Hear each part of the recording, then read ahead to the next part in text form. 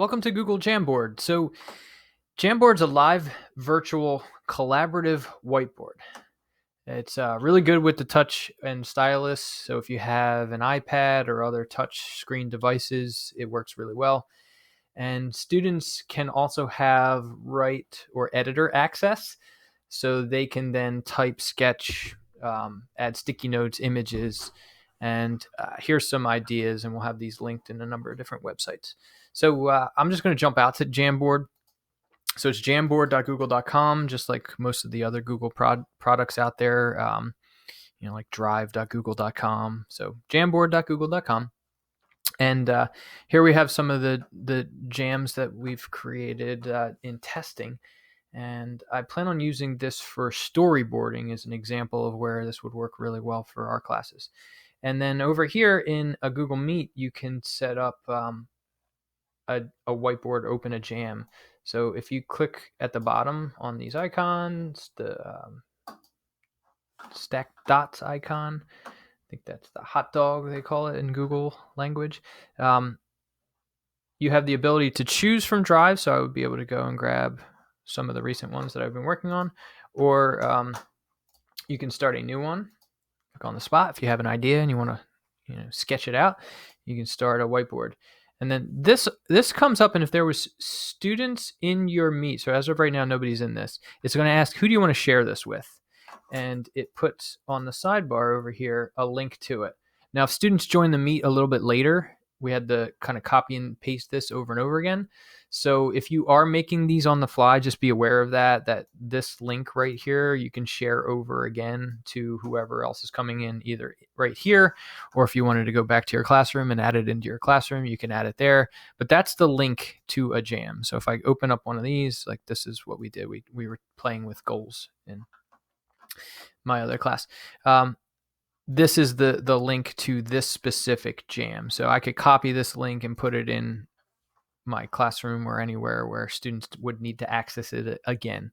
And what's cool about a jam or a Jamboard is that having whiteboard notes for all different types of lessons, you can then revisit. So you can send this out to students who may not be in class. You can use it year on year, class on class, that kind of thing. So it might be a useful tool for those of you that love the whiteboard and do a lot of writing and having things, up for the day kind of thing. And then they can go back to these at a later date if you just post it into your classroom. So I wanted to show some of the live features of this. So if I maybe have this, if I copy this, and we're going to tab one here. So here it is, a very blank one. And I will new screen a secondary one. You can see what it looks like. If anybody's on that URL, they're going to see the same whiteboard. So this is how live it would be. Let's see if I can pull this up so that it's in the same space at the same time. I can pen tool over here. Nope, that was the wrong one. That was an arrow. Pen tool over here. And now you're seeing it live back here. So the different things that you can do, you have different colors. You have different types of devices. Paintbrush. And that's me pressing and holding underneath each of these, what they do. And the next one down is the eraser. It doesn't give you any sub options by pressing and holding, so you'd be able to erase in or erase out. Here is a move device. It doesn't look like you move things that are drawn onto the background, but if you have, let's say, a sticky note,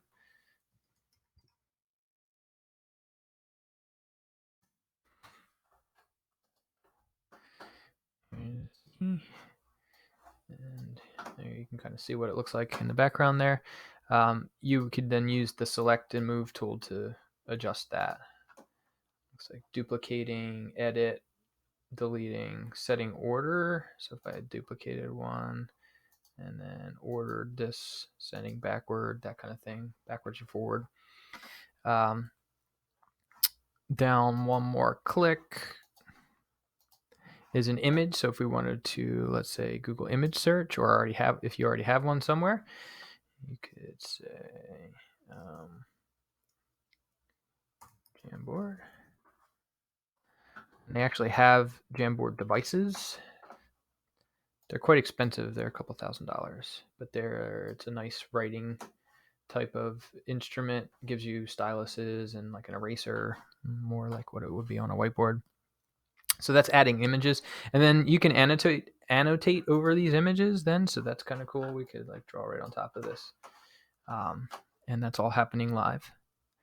Circles, or if I click and hold, you can do different types of arrows maybe, and you can arrange those arrows then, changing the order, rotating. Text, and this is a laser, so hey everybody, look right here, you can see it going on. It's got a slight lag to it. So I just wanted to show you the features, and then also if you wanted to add new, so like you can have multiple whiteboard spaces. So we can go over here, and now it's a blank slate. You can kind of go back and forth, or if you don't want them, you can delete them or duplicate them. So here, if we wanted another one, just kind of dupe them out and then, do work that way. So that's the basic functions of them. Again, you can get to these inside of Google Meet, and you can also see them. You can also see them in Jamboard itself. So if I go to Jamboard, this is the one that I just made. You may want to name these a little bit better than some of these odd characters. So, this is example. And there we have our jam. Also, with just Googling example jam or Jamboard ideas, examples of classroom use, I found this is like an explanation. And then down at the bottom here, there's all different types of ideas that you can jump in for like a template. So not recreating the wheel, pros and cons discussion, get this template. It ends up making a copy. And then you would have your students jump in on here and give them edit access, and then they'd be able to like type things up and pro and con type things, or a variety of different things. So Googling Jamboard examples, and then any other examples that you guys have and you would like to share, please let me know. But that's Google Jamboard.